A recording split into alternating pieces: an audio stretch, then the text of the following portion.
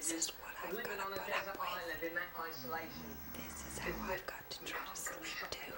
So, I'm going to make up right now. Yorana!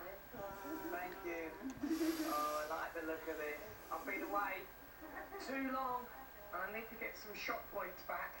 Look, I've even lost my taste. Look at that. Right, what have we got in here? Gimme. This is cloth that's called a pareo, and you'll find them all on the island. Lots of different designs. And I think different islands have different ways of doing them up.